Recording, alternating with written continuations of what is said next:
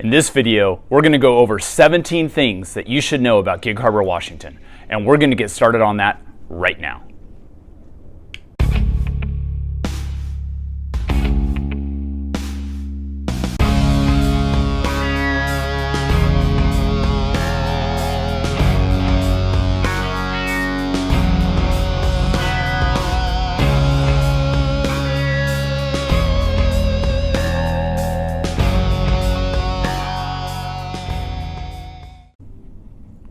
Hey everybody, my name is Darren Rivers and I am the Northwest Realtor, and you are watching Living in Gig Harbor, Washington. If you're new to this channel, hit that subscribe button and tap that little bell so you can get all the notifications of the videos that I send out. My team and I get calls all the time about what it's like to live here, wanting to know about the area, and we have a wealth of knowledge that we would like to share with you. And we're going to get started on some of those things right here. Number 17 on this list is we're going to talk about the rain. Now, we have a bad reputation. People think it rains here all the time. And that is not the case. There's other parts of the country that are way worse than us. Now, it does rain here for sure, and the fall and winter months are more wet than, of course, the other months. But, we get about 50 inches of rain a year. We also have about 150 days that are completely sun without a cloud in the sky, so that's pretty nice as well. But it's not usually, it's not one of those downpour kind of things. It just sort of drizzles and things are a little bit wet. And of course, this is in the fall and the winter time, but it's really, it's a way worse reputation than what it really is. And that's kind of cool because it keeps some people from moving here and we don't want to get overcrowded. So, maybe I shouldn't be saying this actually on video, that it doesn't rain as much as people think. Now, I grew up in Southern California where it was sunny 345 days a year and rain 10 inches a year maybe. So, and it doesn't really bother me if I can adjust to it. Wow, most people should. But, it's not Southern California desert by any means. It does get kind of gray, kind of wet in the fall and winter months, but it's not as bad as you think. Not even close. Number 16 on this list, and I thought this was kind of an interesting one, was the number of homes that have air conditioning units. It's only about 10%. We just don't get that hot here. The summertime, temperatures usually low to mid 80s. Most of the time you just need a couple fans in the house on those hotter days. Now we have the couple stretches where it's like, oh my gosh, I wish I had air conditioning. But really that's like a week out of the summer. My house does not have air conditioning. I've built it 16 years ago. And there's a couple times during the summer where I kind of wish we did, but we don't. So like I said, only about 10% of homes have air conditioning. Now that trend's starting to go up, especially with new construction, because a lot of people are putting in those mini splits, and they're really efficient. They're fairly inexpensive. Number 15 on this list, and we're going to switch gears here a little bit because we're going to dive into marijuana. Marijuana is legal in the state of Washington. Now, you won't find any stores in Gig Harbor. The city council just hasn't allowed stores to be put into the city limits here or anywhere really in the area. But it's legal in the state. So if you partake in such activities, you would have to go up into Kitsap County and Port Orchard area or cross the Tacoma Narrows Bridge and go into Tacoma where there's stores. Geez, it seems like it's 7-Eleven. It's on every street corner. But Washington did legalize marijuana several years ago. I believe we were the second state in the country behind Colorado to do so. Many states, of course, have followed suit since. Now, if you're a federal employee and things, I believe the feds still don't allow it. So, take that for what it is. But as far as purchasing or using it, however, municipal purposes, recreation, whatever people do, it is legal here in Washington. All the normal rules apply, 21 and over, and can't drive under the influence. The same sort of rules as alcohol, actually. But so there you go. Marijuana is legal in the state of Washington, but you will not find a store in Gig Harbor. They're easy to install, so people are installing them in older homes. If you have central heat, then you can easily install AC unit, a central air unit within that because you already have the ducting. Some people put heat pumps in, which of course you get the benefit of the heat aspect of it during the wintertime. But yeah, so if you come up here and you're coming from Florida or Texas or Southern California or anywhere in the Midwest or South, even the East Coast where it gets hot in the summertime, don't be surprised when you start touring homes that not many of them have air conditioning. It's just not usually needed. There'll be a couple days, like I said, where you wish you would want it, and some days where I go to a friend's house on purpose to have dinner because they do have it. But it's not really a big thing. Very rare that it comes into play. Number 14 on the list of 17 things that you need to know about Gig Harbor is the traffic. We have really predictable traffic patterns. And let me give you a little history here. So we have two bridges that cross the Tacoma Narrows. One of them has been there since, 1940, and then it blew down because of Galloping Gertie and all that sort of stuff. But, one bridge has been there for a long time. And it was basically 2 lanes each way, and traffic was a nightmare during rush hour traffic. I don't know why. It was a 2-lane freeway or a 4-lane freeway, 2 lanes going each way, and the same thing on the Narrows Bridge, but it really narrowed and traffic really slowed down. God forbid there was an accident. You'd be stuck there for 2 hours. They used to shut the entire bridge down if there was a jumper. We called it jumpers, people that were threatening to commit suicide by jumping off the bridge. They'd shut the whole bridge down. And, you never went to Tacoma or came back from Tacoma during rush hour time. You would just time your trips over there so you weren't involved in that sort of traffic. It was a nightmare. So then they built the second bridge, which just alleviated everything. I mean, traffic flow, there was no more traffic jams ever. You paid a toll to go one way, which has gradually creeped up in price over the years, but I think it's $5.50, $6. I don't know. I have a good Go Pass, so I just automatically get billed for all the trips that I do over there each month. But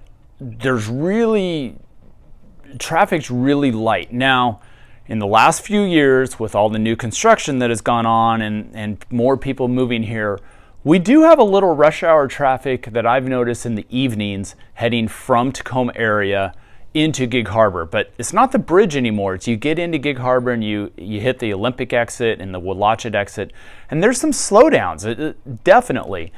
It's maybe only adding 5 or 10 minutes to the commute time, so it's not awful yet. But like a couple years ago, I remember I was like, wow, I'm actually in a little traffic jam. I haven't been in a traffic jam in 10 years. So, and now that's kind of a regular thing. So very predictable though. It's only during that little rush hour window, which is truly an hour here. It's not like LA where the rush hour is 6 hours long. And it doesn't slow you down that much, but it is starting to come into effect. Other than that, traffic's pretty easy. We have a couple bad intersections. Point Fosdick and the Olympic intersection sucks. It's got to be the most awful intersection in all of Western Washington. It's just not designed very well, and it's got a lot of traffic flow from the shopping area there and the exit from the freeway and things like that. Now, traffic does get bad when you go over to Tacoma, around the Tacoma Dome on I-5. They've been working on that for 25 years, and there's traffic all the time, and it's terrible. But Gig Harbor area, if you ever want to drive up into Kitsap County, Port Orchard, that's a breeze. You never have to worry anything there at all. And it's that. Traffic's pretty predictable. Not really an issue. We're pretty fortunate in that regard. Number 13 on this list is the cost of living. What it costs to live in Gig Harbor. Gig Harbor is a little more expensive than the other areas around it. Our average home price as of last month was $804,000. And that's gone up significantly, just like everywhere else in the country over the last 18 months, 2 years. I mean, the housing market has just skyrocketed, obviously. But Gig Harbor's at the higher end of that for this area. You cross that Kitsap County line and go up into Port Orchard, and the home prices significantly decrease. Tacoma, you go over there, they have everything. They have very expensive homes with wonderful water views and these huge mansions, and then they also have areas that are lower in the demographic side of things and certainly less expensive. Gig Harbor's it's nice, it's clean, it's a very desirable place to live. It's a great family community, and you pay for it. definitely more expensive here. Without a doubt. I tell all my clients, if you're crossing the Kitsap County line into Gig Harbor, just add $100,000 to $200,000 onto whatever price tag you were looking at for the equivalent type house. So, it's got a good school district, good reputations with that. That helps increase the value. Like I said, it's very clean. There's, no real crime, no graffiti, no homelessness. It's just a pleasant area to live in, and the cost comes into play for sure. So if you want to live in Gig Harbor or the surrounding area here, well, no, Gig Harbor, plan on it costing more. Simple as that. Number 12 on this list is the crime in Gig Harbor. There really isn't any. Seriously, I mean, every place has its own little petty crime and little things here and there, but there's really no crime to speak of in Gig Harbor. There's no gang violence. There's certainly no violent crime to speak of. There's no graffiti. There's no homeless problem, which adds to that, some of that petty crime stuff. It just doesn't exist here, really. There's no, quote, bad area of Gig Harbor. I mean, you hear of other, especially bigger cities like, the rougher neighborhoods or the bad areas and then the nicer ones. Well, Gig Harbor's just all nice. There's really no bad area. It's a nice community. So there is some theft once in a while. You do hear of break-ins once in a while, or, cars being stolen because, the criminals and the crooks are coming here because some of the nicer stuff is here. So, I mean, that some of that's just unavoidable no matter where you live. But really, there's no real crime to speak of. I would not feel unsafe of having myself or a loved one or my kids go anywhere in Gig Harbor really at any time of day. I would feel very secure and safe in that. So it's really nice for people, that want to go out on walks and walk their dogs and, just enjoy the community. You don't really have to worry about anything like that. It's a really safe, nice, low crime area. So scratch that off the list. You don't have to worry about that here. It's kind of a nice thing to not worry about. Number 11, there is no umbrellas needed. Seriously, remember how we talked about the rain a few steps ago? Nobody really uses umbrellas because we don't get that torrential downpour. We don't get the deluge very often. It's mostly just kind of a sort of wet and sprinkly, drizzly in the rainy seasons, of course. And nobody really uses umbrellas here. They just don't. Of course, everybody owns one, and here's why. They use the umbrellas if they're going to their kids' soccer games and it's in the fall and it's going to start raining. Some golfers use it on the golf course if they're going to be outside for 4 or 5 hours playing around a golf and it's kind of drizzling. But for the most part, people just throw on a Gore-Tex jacket and go do whatever they're going to do. You just don't see that many umbrellas around. So it's kind of funny. So yes, you'll own one and you may use it once in a great while, but for the most part, it's just going to stay in the garage or stay in the car. It's just how it is. Number 10 on the list of things that you should know about the Gig Harbor is we're really pet friendly. I mean, everybody has pets. Everybody has a dog or a couple dogs, cats. I mean, it's just a really pet-friendly place. There's pet parks. You go on a walk downtown or anything, there's the little bags. They have little posts and bags for the poop bags. All the trails, everybody's taking their dogs on walks or jogs or mountain bike rides. You see dogs out there on people's paddle boards or on their boats. There's boutique pet stores. There's mobile grooming, pet grooming trucks that go around. They'll come to your house and groom your dog right there in the driveway in their van. So really pet friendly. It's just, gosh, I mean, it's like the typical, nice house with a white picket fence and the family with, a dog and 2.5 kids. It's Gig Harbor, really pet friendly, and there's lots of little outdoor coffee shops and things like that where people take the dogs, they sit outside, they have them on a leash right next to their table, having a cup of coffee, chatting with their friends. So be prepared for that. It's really pet friendly, and it's really nice to be able to just, pets are part of your family. I have a dog. Grew up with my kids. It's one of us, and it's nice just to be able to take her along with you. And of course, all the rules apply. You can't take them into a restaurant and have it sit next to you inside. But it's amazing. You go to Costco, you go to Home Depot, you go to all these places, and people walk their dogs in there on their leashes just like they're part of the family. So really pet friendly here, and I guess that's all there is to say about that one. I kind of used that time up on pet friendly, Gig Harbor for sure. Number 9 on the list of things that you need to know about Gig Harbor is when summer really starts. Now this is a little bit of a joke, and we're going to kind of talk about the weather and all the seasons here, but the joke is that summer starts the day after the 4th of July. Personally, I don't find that to be true. I've been here 26 years now, and yes, from July 4th on, it is spectacular, but summer certainly starts before then. June is pretty nice too. So let me give you a rundown of the summers. The summers here are the best on earth. It's about low mid 80s. Usually we get those hotter spells once in a while and a little cooler spells once in a while, but most of the time, low to mid 80s, sunny, no humidity, gorgeous. I mean, the best place on earth without a doubt. It stays light till 9 o'clock at night. You can sit out, it cools off a little bit at night, but nothing bad. Throw a sweatshirt on and you're good to go. It is the best. Fall, personally, is my least favorite time of the year. It starts getting colder, the days start getting shorter, the gray and the drizzle starts coming in, and it's just, for me, it's a letdown because it's like, oh, the summer was so beautiful, and now we're heading into the kind of the wet season.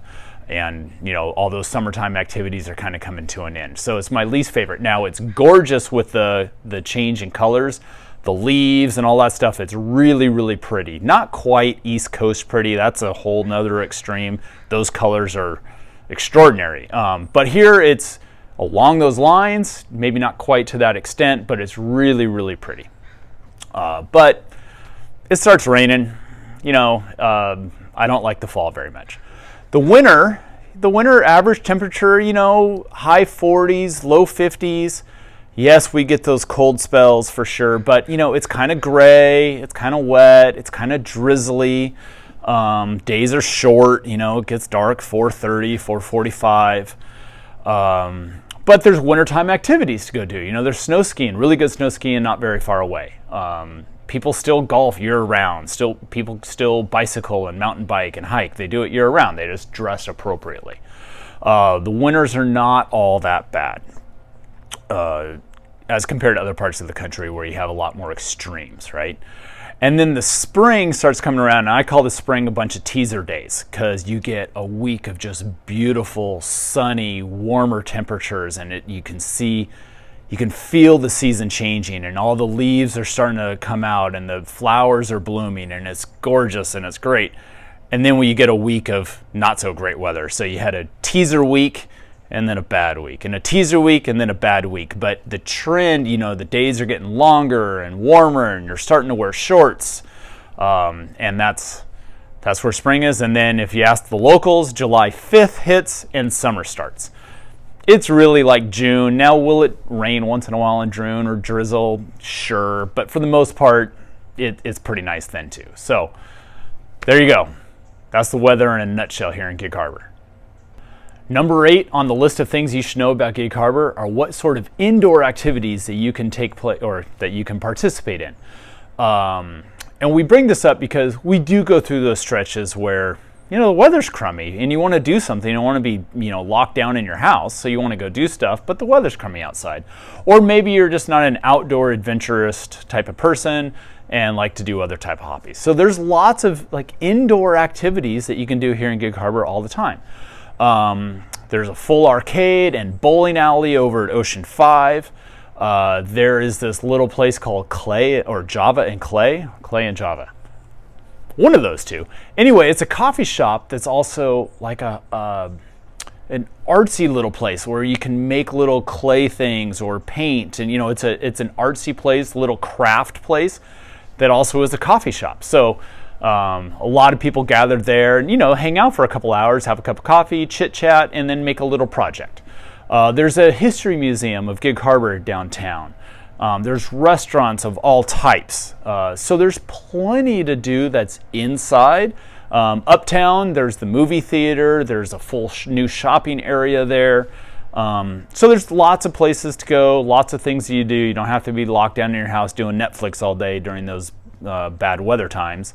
You can still get out, at least out of your house, and go into someplace warm and dry and socialize with other people and check out whatever projects or things that you want to do. There's lots of options for you. Number 7 on this list is snow.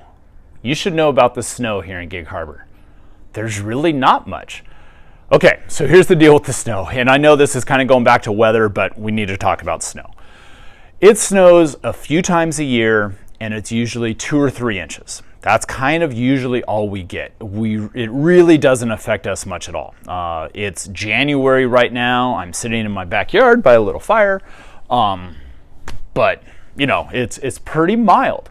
Now, does it snow? Once in a while, yes.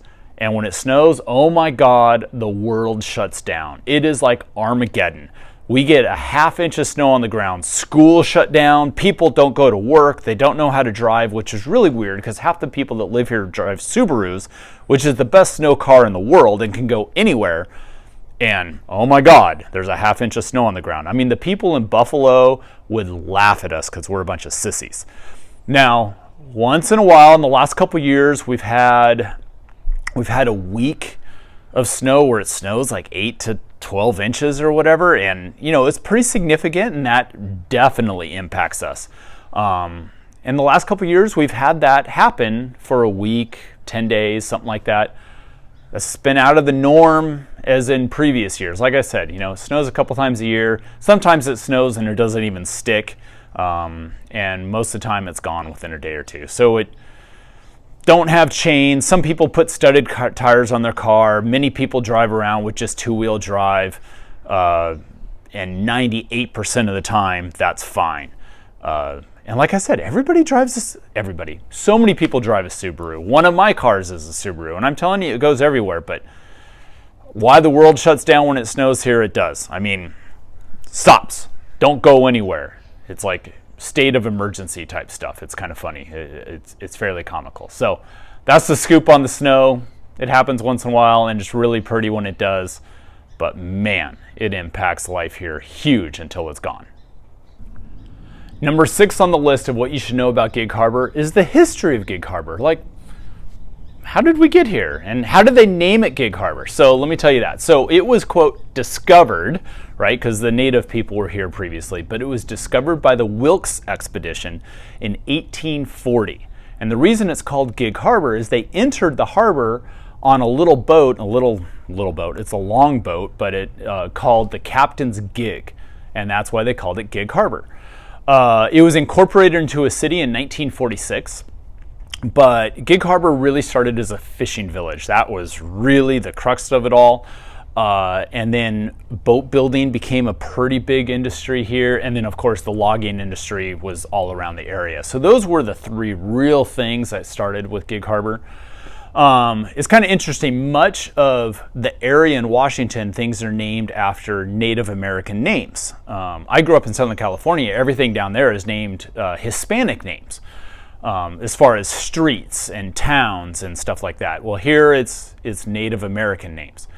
In Gig Harbor specifically, though, a lot of the areas are named after some of the founding fathers, some of the original families that were here. So there's a few parks. You know, there's Scansey Park, which is downtown Gig Harbor, named after the Scansey family, the Simmel family. So there's areas and streets and parks and things like that named after some of the original families here, and that's kind of an interesting fact. And Gig Harbor was kind of isolated from the world until they built the bridge to connect us to Tacoma and Seattle, because we're just on the other side of the Puget Sound from all of that. So it's a little bit of history of Gig Harbor. We have a history museum downtown Gig Harbor. It's kind of cool. It's pretty small. You know, Gig Harbor's fairly small, but it's pretty small, but it's really in depth of how it grew and came to be. Fishing is still very much involved here. A lot of fishermen have their boats here. Most of them go up to Alaska for the fishing seasons, but they're you know, stationed, if you will, anchored. This is their home port. I guess that's a better way to put it. Boat building doesn't really take place. I think there's one outfit still here in town that actually builds boats, a lot of boat maintenance stuff. And logging, that's kind of not in this area anymore. That's up in the Cascades, and that's kind of all over the place. But that's how we got started. That's the history in a nutshell of Gig Harbor. Number 5 on the list of things you should know about Gig Harbor is we are an outdoor mecca. If you're one of those outdoor enthusiasts, this is a great place to live. First, we have more water around than you can imagine. We're basically on a little peninsula with all sorts of inlets and bays, and there's so much waterfront property, and many of those have their own docks and their own boats. Gosh, just about everybody I know has a paddleboard or a kayak. There's water skiing. There's water activities like you wouldn't believe. Downtown in the harbor, they have dragon boat races that you can belong to clubs. They have kayak clubs. They have all these kids clubs that teach kids how to do, water type sports, little boating, rowing clinics, things like that. So there's kids clubs, there's adults clubs. If you just want to take your paddleboard onto one of our public piers, dump it in the water, put your dog at the end of the board and go paddling around. You see that every day. People put their own coolers on their boards and have a beer out there. It is water activity galore. But there's so much more than that. There's trails all over the place for hiking and mountain biking. Snow skiing is 90 minutes away. Shoot, if you want to go surfing, you can go out to the coast, which is about 90 minutes away. And I've done that plenty. Remember, I grew up in Southern California, so I grew up surfing. And you can do that here. It's a little bit of a drive, but you can do it. Equestrian type stuff. There's horse stables around and horse clubs, and I'm not an equestrian kind of guy. It's just I've never gotten into it, but there's plenty of it around. Really anything that you want to do outdoors wise, most of it you can do in a real close proximity to Gig Harbor, and at most, you go an hour and a half drive and you can do whatever you want. So if you're an outdoor enthusiast, the Northwest is awesome. And the other great thing about it is you can do it year round. The weather is mild. So in the winter, it's January. Look what I'm wearing. I'm wearing a thin, long sleeve pullover. And in the summer, you just be in shorts and a t-shirt and it's not too hot. So it's a great place for outdoor activities. I encourage you to explore all of your options because really anything you want to do, it's on the table. Number 4 on the list of things you should know about Gig Harbor is you really should know what's available downtown. There's so much to do down there. It's our touristy spot for sure. It's on the postcards, and that's where people from out of town or out of the area, if they're going to come to Gig Harbor, they go downtown. But it's very much used by the locals too. Great for just walking or jogging, family walks. People take their dogs on walks, jog up and down the waterfront. There's all sorts of restaurants and shops, little boutiques, coffee shops, things like that. The iconic Tides Tavern is downtown. Public piers. This is a cool thing. On all the public piers, there's just life jackets hanging out on a rack for you just to use. They're for the public. You don't have to check them out or pay for them or anything. Just when you're done, put them back. So, if you're out there with the kids and they're playing on the pier and you want them to be safer, put a life jacket on them, return it to the rack when you're done, and it's great. Dump your paddleboard in the water right there. There's so much to do downtown, and it's just close, and it's charming. And in the summertime, they have a farmer's market at Scansey Park every Thursday. They have a free concert in Scansey Park every Tuesday evening. People come put their lawn chairs out on the lawn or their blankets. They bring a glass of wine or a bottle of wine, and then they have a few glasses of wine with whomever they're with. Enjoy the concerts. It's a real, just nice sense of community. It's small enough that you're probably going to run into people but it's big enough now that you don't have to mingle with everybody because you're not going to know everybody. But so downtown Gig Harbor, iconic, famous, picturesque, postcards with Mount Rainier and the water and all the boats. It's beautiful and so much to do down there. It's just a fun place to go. So that's on the list that I thought I should share with you. Number 3 on the list of things that you should know about Gig Harbor. I debated actually putting this one in there because, I don't know, it's just, man, there's really no diversity here. I mean, it's it is just the stereotypical upper middle class white community. Over 90% of Gig Harbor happens to be white. There's just not a lot of diversity here, and I know that might be a turnoff for some, and I'm not really sure why that is exactly, but it just is. And I'm not going to spend a whole lot of time on this topic because I don't want to get into the whole political part of it or anything like that, or put forth my opinions as to why that is, but those are the facts. If you know the census data, if you go onto the census websites and all that sort of stuff, it breaks down by, you know, income and race and age and, you know, gender, all of those things. And the biggest thing that I saw is it's over 90% white. So take that for what it is, something that, you know, you may want to be aware of if you're considering looking around the Gig Harbor area. The number 2 thing that you should know about Gig Harbor is how spread out we are.